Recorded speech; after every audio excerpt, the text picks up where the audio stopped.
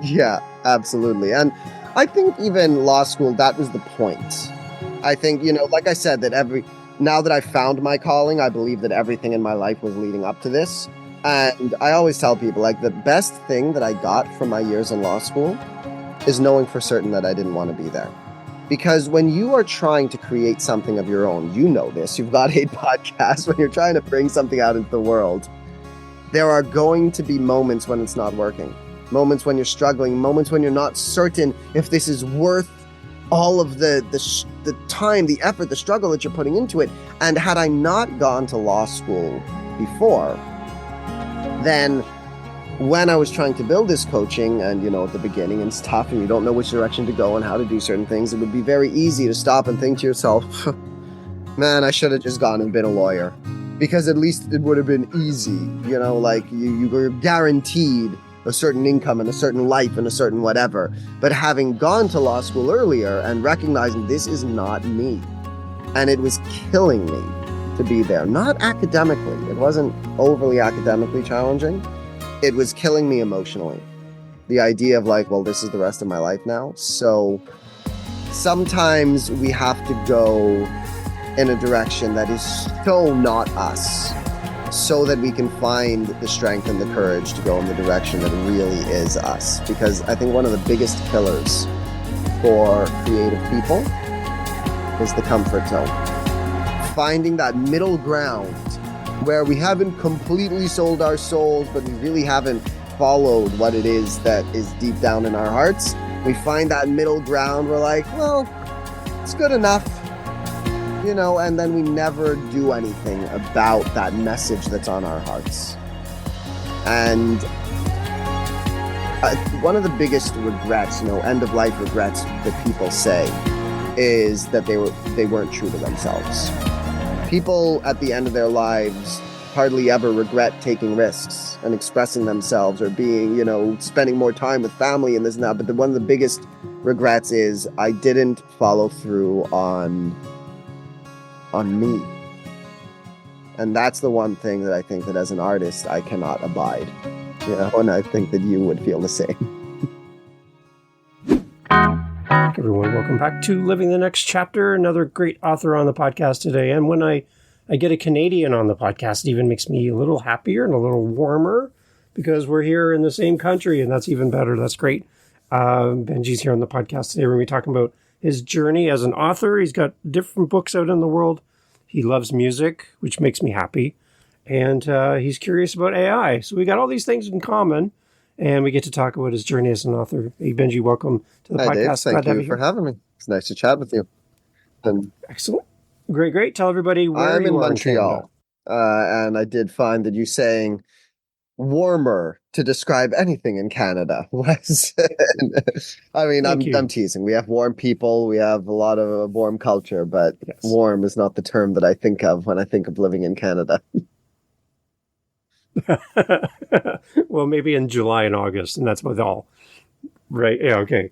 Talk to me about Montreal. I've been there before. I love Quebec.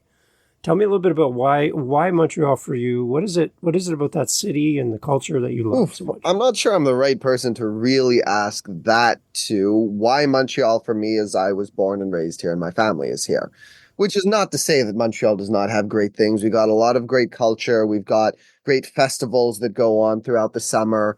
And even, I guess, just in terms of the structure of the city, like there's a lot of great things. Personally, I don't love it so much here. The two reasons being the winter, and I find that the bilingual nature of the city is a little confrontational. It's great. I think multiculturalism is a fantastic thing, but because there's this French-English divide in Montreal, and it sometimes makes it hard to get around, sometimes makes it hard to navigate, government systems, and mostly just makes it hard to... My French isn't fantastic.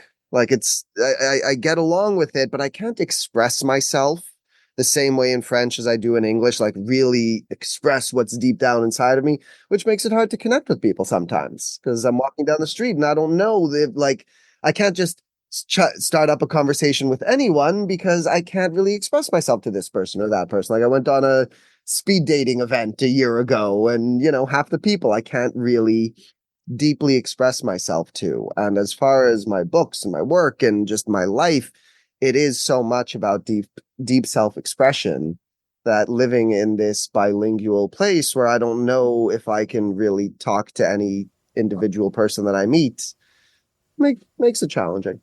It's interesting because it's kind of one of the strengths of Quebec, but at the same time, it can also be a challenge for English-speaking tourism, English-speaking visitors coming to the province. And that was one of the things I wrestled with, is my French is like grade 8 French. I can enough to ask you if you can speak English. That's about all I can really do. That was a challenge for sure. But one of the most beautiful places, though, to visit for architecture and history. There's a lot of great history there. And I'm a history buff, so I love that about it. Fair. Yeah. And definitely a lot of great architecture. I guess it's not the type of thing that I notice as much when I live here. Yeah. Because, there are lots of things that when you step out, when you're a tourist in other places, you notice all the little details. When you live somewhere, it's like, yeah, that's just home, Yeah. So for me, I have Niagara Falls. It's like, It's a hill with water. Like, it's not a big thing, it's right over there. And here's a good place to park if you want to park for free. But people come from all over the world. And you're like, oh, yeah, maybe I should be a tourist in my own part of the world once in a while. It will help me to appreciate what other people see in my space as well. So, yeah, I have the same challenge here. It's important to take that outsider's perspective from time to time. There you go. Does that help you as a writer to take an outsider's point of view of what you're working on in your projects at all? Oh, it's an interesting question. I mean, as I kind of alluded to, my books, my work, my writing, just everything is very, very much just about deep self-expression. It's just me having worked through so many of my own issues and really finding ways to connect deeply with myself and finding the courage to bring it out into the world in exactly the way that it is. So, no, I don't think that the concept of taking an outsider's perspective in the context that we were talking about really falls in there. I think it's much more about taking that insider's perspective, very much just allowing myself to be me. Okay, because the one thing I notice, we have a musical connection, the two of us, is when I write music, we'll perform it in front of an audience or do it out into the world. We're singing and our focus is on one topic. So we'll say topic A, and we wrote the song about A. But then someone will walk up to us and say, I love the song that you wrote about B. And we're like, I didn't write a song about B. I wrote a song about A. But to the consumer, to the user, to the person experiencing it, they didn't get our intention behind the song, and they framed it in their own words and their view of life. And they took a song meaning in a totally different direction than we even anticipated or even would have thought of. And it's an interesting way of, I'm putting something out into the world, anticipating people are going to get this from it, and somebody comes to me and says they get something completely different. And I think as authors, sometimes that happens as well. We're sharing about something from our perspective, something we wrote about, but somebody finds something else in what we do that we never even considered, really, when we put it out into the world. Do you have any thoughts around how people perceive what you're writing and how they translate it to their own situation? I definitely, excuse me. I definitely think that happens in any kind of art. For me, my musical hero, if we're talking music, is Dave Grohl. Well, Freddie Mercury also, but my living hero, Dave Grohl. And I know he talks in interviews sometimes about when he's on stage singing his songs in front of 50,000 people, and they're all singing his song back to him. He knows that there are 50,000 people singing those lyrics for 50,000 different reasons, that none of them quite experience it the way that he does, even when the lyrics are fairly straightforward. And some of his lyrics are fairly straightforward, but every time everyone is going to interpret it, if not in a completely different context, then at least through their own lens. They are going to take what they hear and filter it through the lens of their experience. And I think that that is more how it would happen with my books, because they're nonfiction. So it's not quite the same as, taking like a poem or lyrics of a song, which are in general fiction. Like, you can imagine it to be anything that you want. Whereas mine are at least a little more straightforward, or at least a little more like this is what the meaning is meant to say. Yeah. But still, everyone is going to take it and filter it through their experience. Everyone's going to hear it a little differently. Everyone is like, Einstein, I think it was, that used to say, you don't really understand anything until you can explain it yourself, until you can explain it to a 5-year-old. So anytime someone is taking the information, in order for them to truly understand it, they need to be able to explain it. And in order to explain it, they're going to need to put their own spin on it, their own understanding, their own experience, their own years worth of self-identity into what it is that they're taking. So I think that's the beauty and sometimes the challenge of being an author or an artist, is that you are trying to get something across and it will inevitably be taken not the way that you intended, at least some of the time. I love the Dave Grohl explanation. That is so good. I'm going to be using that a lot now because of you. Thank you. Yeah, I hear that in his voice. I hear him when I was on stage. You can see that happening in real time. What is the same for you and what is different for you when you compare your music and your love for music and your writing that you do as an author? What's the same and what's different?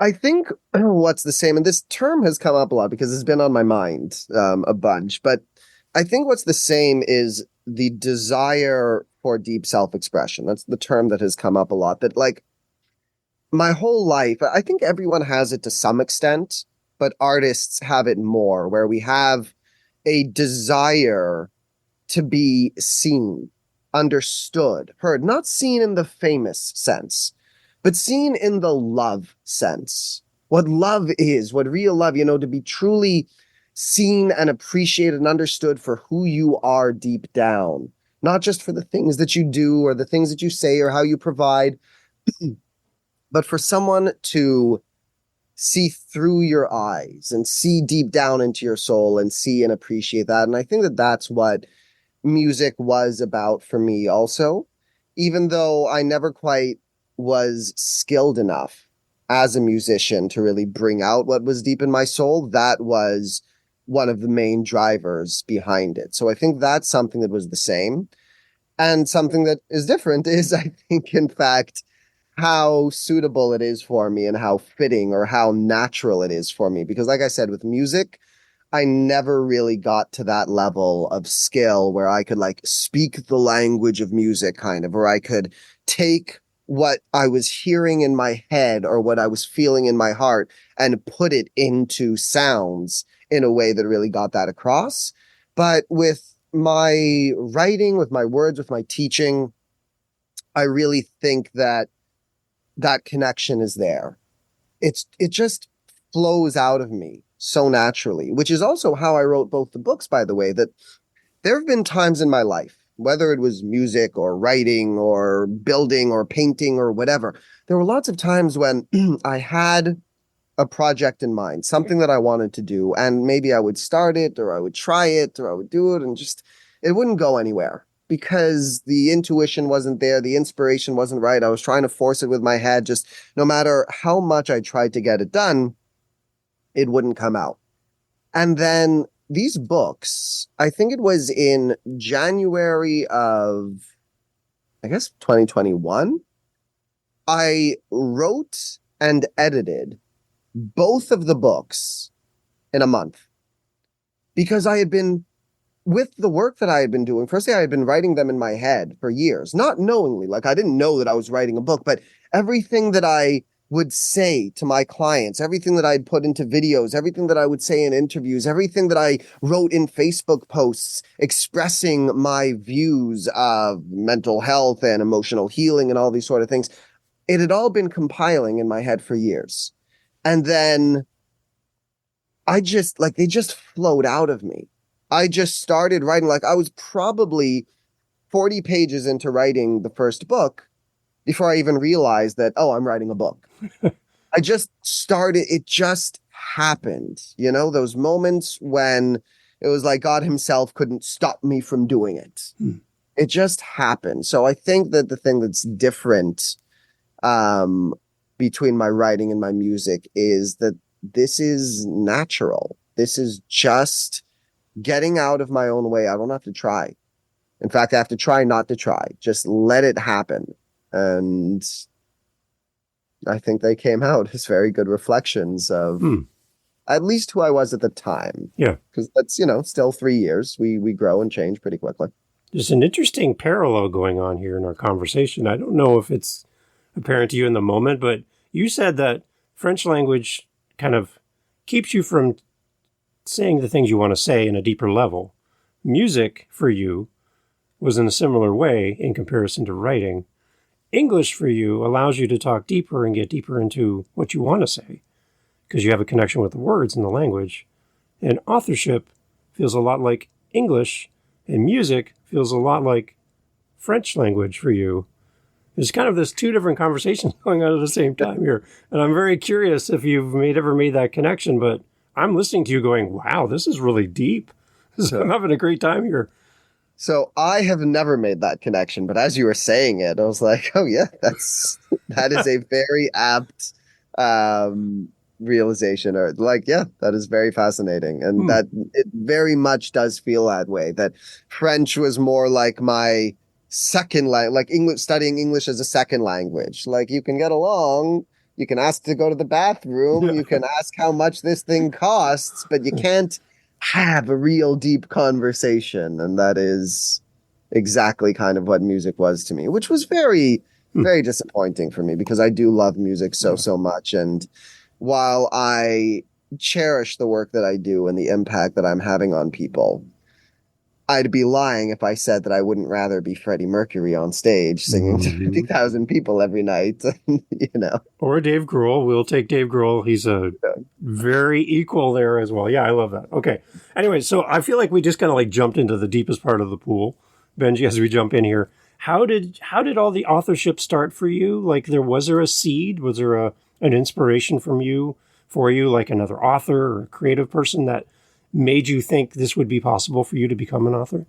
Not really. I didn't look up to any other authors specifically. Like I said, this just happened. It's the same way that, because this is how things have been for me in a lot of places in my life. It was just the intuition, the passion, the inspiration at the right time where it was like God himself couldn't stop me from doing it. Like, for example, when I studied law for a few years. I hated it. It was right after I played music with my band, and I left the band, and I didn't know what to do with my life. And so I went through every possible option in my head of what can I do with my life. I couldn't come up with anything, so I went to law school. It was just what happened. And when I left law school, I started getting back into music a little bit. I started managing a couple of bands, and through that, I ended up kind of renting space at a recording studio with some people that I had a former relationship with. And when that relationship went sour, I built my own studio. I mean, MacGyver style, like I only had a few $1,000s to put into the material and the soundproofing and the gear and everything. But point being, I built it. I had no experience as a sound engineer specifically. I had never used a power tool before in my life. But I was just so driven. So like I was so depressed in law school and I didn't want that to be my life. And when this intuition and inspiration hit, it didn't matter that I had no idea what I was doing and no experience. Like I can easily describe it at this point in hindsight as being in a manic state, bipolar, manic highs and lows kind of thing. I was in a high where no one could convince me that you can't do this. And it was the same with the book. Writing a book is a lot simpler than I think building a recording studio out of nowhere, but it just happened. I just started pouring it all out there. And then, once they were written and edited, went online and, got the covers done and got the formatting done and there's what's known in Canada as an ISBN, which I'm sure the book number.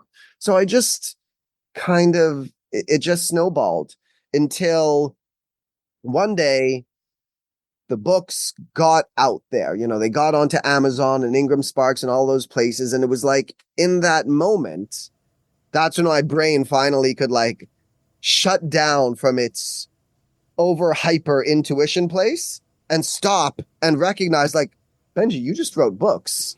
You just like published books. Like, do you realize that that's a thing? Like, I just get into this state where I get so driven and it just happens. And then eventually I can stop and look back and go, whoa, I, I did that. That's amazing. Okay, now for the readers listening, Benji, they want to come and fall in love with your stuff. Talk us through, like, do you want to start with book 1 and then book 2? How do you want to go through this? I want to really build a bridge for the reader to you. Where do you want to start? Okay. Well, we can start with book 1, although keep in mind, I wrote them both at the same time, and they, in certain contexts, could have been one book, but I felt, I don't know why. I trust the intuition. It was 2 books. That's all it was. But yeah, we can start with the first one and kind of bridge the gap. All right, let's go through there. Talk about if you imagine someone sitting at a little cafe in Montreal and they have your book on the table. They're about to read it for the first time. You walk in to grab a coffee. You see them and you're like, that's my book on the desk. They're right in front of them. You walk over to sit down. What would you say to them before they read this book to kind of introduce the book to them? What's your message to them? That is a fascinating question. Obviously, the first thing that I would say is just how honored I am that they found my book and that they grabbed it. I suppose I would be curious about what made them pick it up because, I mean, we haven't talked about this at all. You haven't introduced the books or anything, but so the first book is called Feelings First, Shadow Work, and both of the books are about emotional healing. The concept of shadow work plays into it a bit, although I've branched off from that. So I would be curious what it is, where they're at in their own healing journey, in their own emotional journey or spiritual journey, or however it is that they would want to describe it. And I suppose my only introduction to it is to just kind of sit down, relax, and pay attention. The book is written, I go out of my way, I mean, not so far out of my way, but out of my way to make sure that it's written in simple language. It's written in a way that, like, is just 2 people talking to each other, because I find so much of emotional healing stuff is either written in vague platitude kind of language, which is accurate but unhelpful. Like, you'll hear the phrase, for example, oh, you live in the moment, or connect with your inner child, or you have to forgive people. Like, yeah, those are true. We do want to live in the moment. We do want to have forgiveness in our hearts. We do, but like, what do those things mean? They don't express any real substance. And there are a lot of people in the self-help space, I feel, who write books that there might be a lot of wisdom underneath the words, but they're written in this vague language that, like, you're just getting the same thing that you've heard from 100 people. And I like to express it as like the concept of love, for example. We all hear it. We all know what it means, technically. But until you feel it, you will never know what love means. It's like in that moment where you finally realize, oh my God, this is what all of the songs on the radio are about. This is what all of those movies and those books and those poems have been talking about for years and years. I finally feel it. And I think the same works for that in terms of self-help, emotional healing, these kind of like just, they're platitudes for a reason. But, we still need to get the substance of it somehow. So that's how they're written on the one hand, or sometimes on the other hand, with shadow work or psychology, they're written in a very overbearing, like highly intellectual kind of way that, like, the author doesn't want to use any word that doesn't have at least 3 syllables when they're explaining something that's real. So my advice to the person who's sitting down to starting to read the book is just relax, just let go. Like, and one of the things that I say at the beginning of the book is take what resonates and leave what doesn't. My purpose in the book isn't really to try and convince you of anything. The thing that I pride most, one of the things I pride most about my work that people tell me all the time is that once I explain something, it is so obvious It's the kind of thing that like you're surprised that I even have to explain it. It's common sense, but it's only common sense once you hear it because we've been spending our lives, building up certain defense mechanisms and finding certain, false elements of our personality or just, trying to navigate this world. And there's so many things that should come so natural to us, but don't. And so when I explain something in this simple, straightforward, non-academic language, it's like, oh, yeah, that makes perfect sense. So I'm not trying to convince people of anything. I'm just trying to show them something that some part of them has been staring at for years and didn't realize. So relax and pay attention and take what resonates and leave what doesn't. And I suppose also that, like, you don't need to worry about memorizing every last detail of it. Anything that you take from it, we're filling in gaps of your knowledge with yourself. And I truly believe that the book, the material, my courses, that there is hardly a person who would not benefit from it. Except for the people who are still somewhat resistant to this, because I get it, like myself also. I used to roll my eyes at the kind of stuff that I myself write and teach. Any of the self-help kind of anything. Like my aunt gave me the book, I think The Power of Now once, and yeah, big eye roll or I don't know any of those. And now it's like, oh, wait a minute, that's exactly what I discovered on my own and that I now teach. So there are people who would be resistant to it, but for anyone who is open and interested in their emotional healing and kind of their spiritual evolution and development, I don't think there is a person who wouldn't get something meaningful from this book. Okay, so your book is not a textbook, more of a handbook, kind of a guide then, right? I would say a guide, definitely not a textbook. Yeah, no, yeah. Yeah, like I said, it's written very simple, straightforward language. It's meant to be just kind of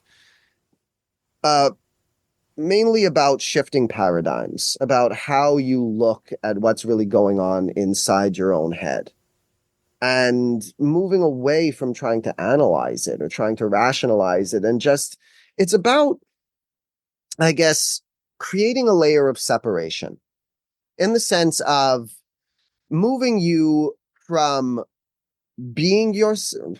This is going to sound a little backwards, but from being yourself to seeing yourself, in the sense that we're usually so caught up in who we are, in our circumstances of the situation. It's like someone cuts you off in traffic and you're so in the moment that you get angry and you yell and like, how dare you cut me off? You flip them off kind of thing. From that moment of being yourself to someone cuts you off and you're about to get angry and you can see yourself getting angry. And you can see that, wait a minute, that reaction is not helpful. It's not enjoyable. I don't like being angry. It's not necessarily an appropriate response. It's not going to get me the best result. So why am I doing this? But not to try and answer why am I doing this, but to create that level of separation from I used to just be in that me, thought, fear, to fear, or anger, to, ooh, look at that anger. Fear. Ooh, look at that fear. To give you that moment where you can see your inner patterns, your defense mechanism, your subconscious cycles, and just go, oh, look at that. And you don't need to analyze. You don't need to figure out where it's coming from, but just by noticing it, you immediately change. And then it's about kind of the overview of some of the tools and skills that we're going to need to develop so that when we notice those things happening, we can start steering ourselves in a different direction. When we look at the title of the book, I know we do have a global audience that listens to the podcast, and some of my listeners are translating English words into their language. So to help them understand better shadow work, can you just kind of unpack that for us so that maybe a listener outside of North America might be able to translate that if they haven't heard that term in their culture? Sure. So, and I think I'll also explain how the first part, the feelings first, plays into it. So shadow work, is let's say a kind of alternative to therapy. And the idea is that we are trying to, It's a term that was coined by Carl Jung, so psychologist, but also a fairly brilliant philosopher, and even, spiritual-esque kind of thoughts. But shadow work is about bringing the unconscious to the conscious. So bringing the things that have been buried inside of you, the things that you haven't noticed were happening, to the surface. Now, a lot of times people interpret that as trying to bring your repressed memories, your unresolved past and traumas to the surface and trying to analyze them. That's not what shadow work really is. Shadow work is more, like I said, about bringing the unconscious patterns to the surface. So, when someone is rude to you and you get angry at them, but you didn't realize that you were getting angry, you didn't realize that you had this pattern of becoming belligerent when someone didn't understand you. You didn't realize that you had this pattern of keeping people at an arm's length because you were afraid that they weren't going to appreciate what you had to share. It's about recognizing these cycles and patterns that have been going on in the dark, in the shadow, and bringing them into the light, Okay. making them visible to your conscious self. And like I said, the reason why I put the whole feelings first thing in front of that is because what I was trying to do in that book was, again, a lot of people, even when we're talking about seeing those patterns inside of ourselves, I think a lot of people interpret it as an intellectual exercise where they're trying to, intellectually analyze and rationalize and trying to figure out what's really going on. And my approach to this whole shadow work thing is, as I said, feelings first. It's let's look at what we are feeling. And we need to connect with that realm of our experience, a realm of our experience that cannot really be put into language. So once again, it would be like, if we're talking music here, it would be like trying to explain to someone in words what Bohemian Rhapsody sounds like. Yeah. Words can never do it justice. Mm-hmm. You can't write in words the experience of listening to Bohemian Rhapsody any more than you can explain in words what that feeling of being insecure or having anxiety or having depression feels like. And so feelings first shadow work is about trying to get a lot of that rationality, a lot of the language out of the way, and learning how to focus directly on something that A, has been hidden, but B, cannot truly be expressed in words.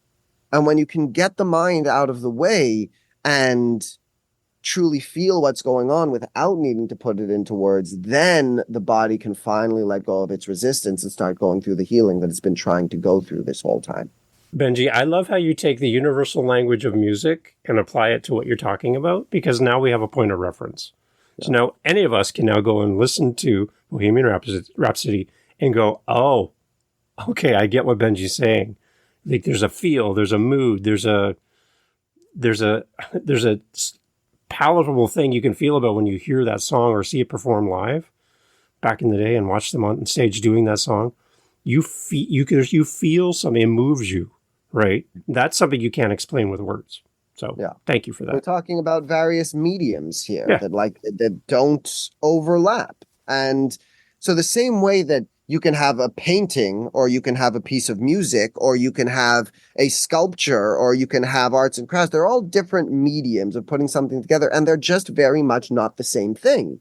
There's an underlying concept behind them, an underlying of art, a concept of art, an underlying concept of the meaning behind them. You can have a painting of a soldier and a statue of a soldier and a song about a soldier. They all have some underlying theme that ties them together, but they are not at all the same medium. Mm-hmm. They cannot connect. Like, you can't hit a statue with a song. One is a physical thing, one is just sound waves in the air. They're two different things. And the same goes for our experience as humans. Sight, sound, smell, taste, touch, emotion. These are all the various mediums of how you experience reality. But the issue is that we don't really ever stop and pay attention to that and think about it. We experience all of those things internally through our conscious experience. And usually, on a day-to-day basis, we're just experiencing all of them as one jumbled mess. The sight, the sound, the emotion, the thought, all happening in the moment. And they get all jumbled up into this one thing that you don't realize is actually a combination of a bunch of different elements. And when you can separate the elements, oh, well, this is the thought that I was having in the moment, and that thought was being manipulated by the emotion that I was having in that moment, and that emotion was being manipulated by the weather outside, and the weather outside was being manipulated. Well, okay, the weather outside wasn't being manipulated by anything, but when you can take that observer's perspective, have that layer of separation between you and your inner experiences, then you can start really getting a hold of some of the patterns and subconscious cycles that have been keeping you stuck in ways that you never realized. And Wow. That's what Feelings First shadow work is about. There you go. Okay, so is book 2 then a companion to this, or are you expanding on the thoughts in book 1? How do the two books interplay with each other? So book 1 is more, Feelings First shadow work is more of a conceptual overview of my philosophy behind emotional healing and stuff like that. Whereas the second book, 10 Mind Hacks for Quicker Emotional Healing, is a little bit more of a practical guidance book. Okay. So one is more conceptual, one's more practical. 10 Mind Hacks has, well, these 10 kind of tips and ideas of like, how can you start implementing certain pieces of wisdom that can help you on your journey right away. Neither of them are 100% towards one side or 100% to the other. They both have some conceptual stuff. They both have some practical, but that is the distinction. At the very least, the reason why I chose to make it 2 books is because that's the way that it was framed. You know, there were certain things that like, here is my overall conception about emotional healing, and here are some pieces of the puzzle. It just felt like they framed themselves a little differently, and that's why I separated them. Is there anything outside of the 2 books that is unresolved for you as an author? You can have a little sticky note, post-it note stuck on the wall, like, I'm going to get to you later. You didn't make it into these 2 books, but there's still something that I want to explore that complements what you've done in these 2 books. I don't think so specifically, except that my message is always evolving. So if I were to write those books today, they would come out differently. There would certainly, like the way that you asked the question, I don't think that I would look at those books and think, something is really missing. But I have absolutely been adding to my own philosophy and my own ideals, and the way that I even word and express things. Like, I wouldn't use the term shadow work anymore. I wouldn't name it that. I like to refer to what I do as emotional fitness training. And the same way that, like I said, by the time I wrote the books, it was because I had basically written them in my head already with all the things that I say to people. And I wrote those books 3 years ago now. And every day when I work with clients, I'm constantly having to come up with new ways to explain things, to get through to this particular person, how they see things, and that particular person, like we were saying, with the 50,000 people who are all going to hear things different ways. My job as a coach is to find the wording that gets across to that person in that time, and that helps me build my own perspective, my own ways of explaining things. So I definitely think that I will be updating. I mean, not even updating the book, but like write new versions of them at some point. But right now, it's still all in the kind of cultivation stage in my mind. One day, same as it was with these 2 books, I will just feel that overwhelming drive, and I will write, the updated versions of them. So the books open the door to coaching. Talk a little bit, Benjy, about who you work with, and are you taking clients? Because I'm sure people listening to this are like, I would love to spend time with Benjy. I'd love to work with him as my coach. Talk a little bit about the coaching side of what you do. Sure. So I am taking clients. For the last year or so, most of my work has been focused on helping people with anxiety. So getting over anxiety, panic attacks, generalized anxiety disorder, that kind of thing. But I've also helped people with depression, PTSD, that sort of thing for the last several years. A lot of my messaging has been around kind of ditch the diagnosis, that when it comes to mental health, the pain is very real. The emotional pain that we go through, the mental health struggles that we go through are very real. I find often that the labels are unhelpful and that they don't mean what we think they mean. It's not the same as having a physical health diagnosis. Whereas a physical health diagnosis refers to the actual thing that's going on physically, which is creating the symptoms. A mental health diagnosis is more just a name for the group of symptoms that we have. It doesn't quite mean the same thing, and it often keeps people stuck. So a lot of my messaging has been around ditch the diagnosis. So that's the work that I've been helping people with: anxiety, depression, PTSD, just general fear, a lot of people with agoraphobia, that kind of thing, or at least relative agoraphobia, where they can't drive for they can't leave too far from their home, kind of thing. A lot of them, they're able to walk outside, but you know, so those are the kinds of things that I have been helping people with. But since you asked it this way, and who do I help? I have been kind of shifting my message a little bit. I mentioned earlier that this term self-expression has been on my mind a lot. And that's because I'm starting to work towards shifting my specialty or my focus to aspiring thought leaders and performers, people who feel this deep desire to bring something out into the world, bring some message, bring some meaning, bring some purpose, but are struggling with the confidence needed to express themselves publicly out on these big stages or even just social media, like putting out a book, for example, especially the kind of book that I wrote. But like a lot of people, there might be people listening to this as authors, for example. You might have been sitting on your book idea for years. Maybe it's a fiction book and you're just afraid to put it out there because, oh, well, I'm not good enough. And what if people don't like it? And how do I even go about doing this? Or maybe it's a nonfiction thing and you're worried about getting judged and you're worried about just how it will be received. So as an author, it takes a lot of courage and a lot of self-awareness. First, let's talk about the courage. It takes a lot of courage to put a book out there and say, hey, this is who I am and this is my work and this is, and just offering it to the world. And then it also takes a lot of inner knowing. It takes a lot of self-mastery to write a good book, because whether you're writing fiction or nonfiction, I think a huge part of the creative process is getting your mind out of the way. And your mind right there is there to protect you. It's trying to make sure, oh, what if people don't like that wording? Or what if they judge this? Or what if they don't understand this? And what if people tell me I'm a bad author? The mind is trying to keep you safe. It's trying to protect you with these negative thoughts, but it's only going to get in the way of the creative process.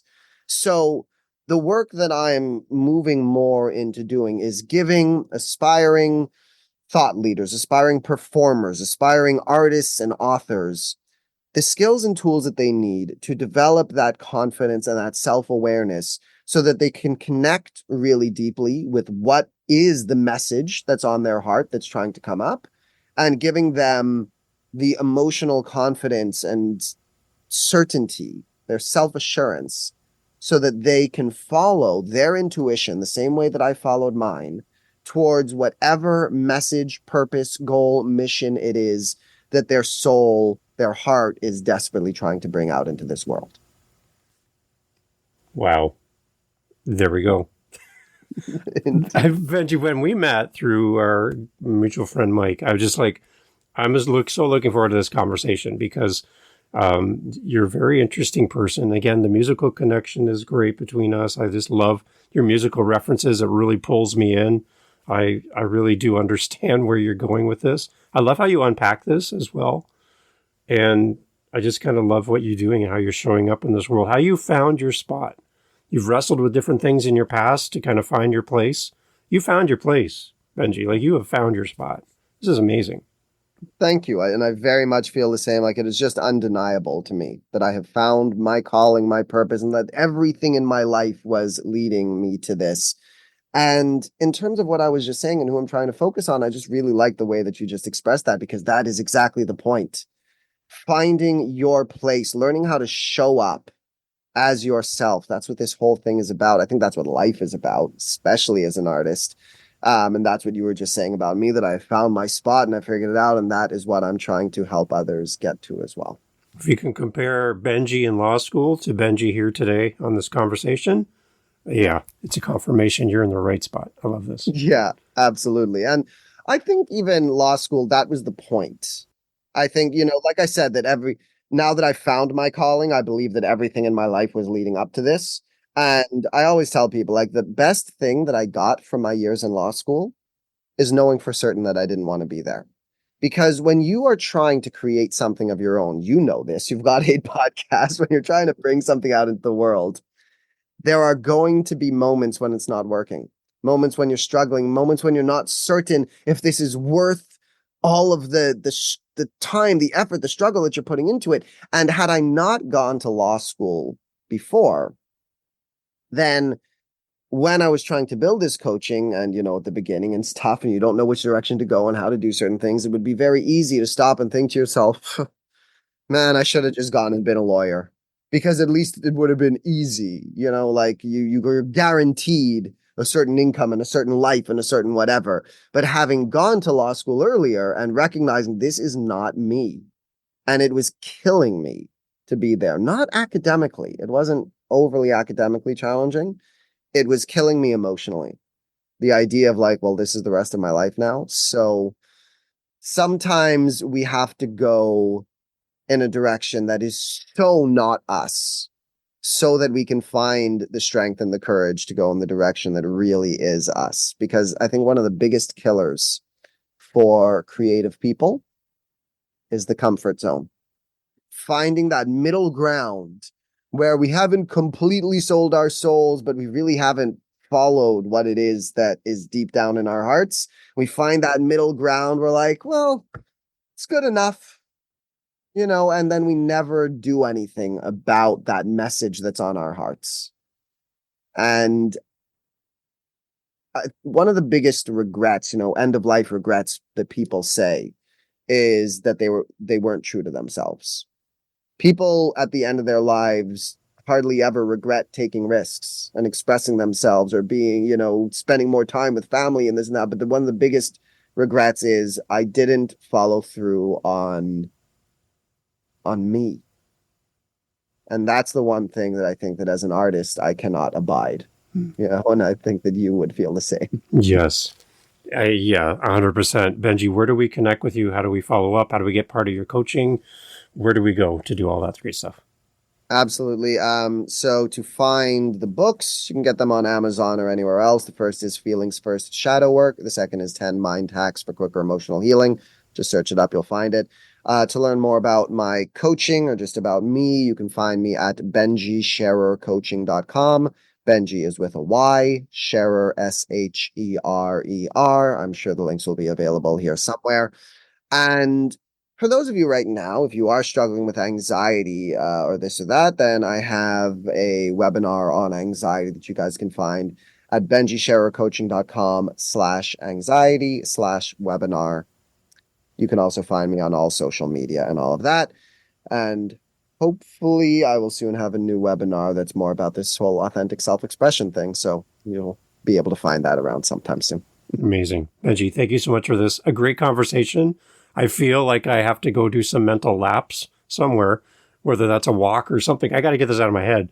So much great information from you. I love how you present, and I love how you show up in this world, and that you found your place. It's a great conversation. Thank you so much for taking time for us and for me. I really appreciate it.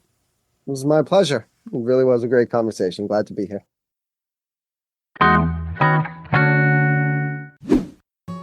Hey, thanks for being here for the Living the Next Chapter podcast. So glad to have you as part of our family of listeners. There's a seat for you just here on Living the Next Chapter, and I'm so happy that you have listened to all the way to the end. Wow, you are now my new bestie. I want to let you know that I host 7 other podcasts on top of Living the Next Chapter. Yep, 8 total. One of them is called the How To Podcast series. If you are thinking, you know what, Dave, this podcast thing seems like a lot of fun, well, I'll give you a secret. It is. It's a great, amazing, fun time where you can get to meet great people, get your word out there, promote your book, promote what your coaching program, whatever you're doing. Podcasting is great. And if you want to learn how to do this, what you're hearing right now, head over to howtopodcast.ca and look up the How to Podcast series on YouTube, whatever app you're listening on. You'll find me there. And I'd love for you to come listen to how to do this.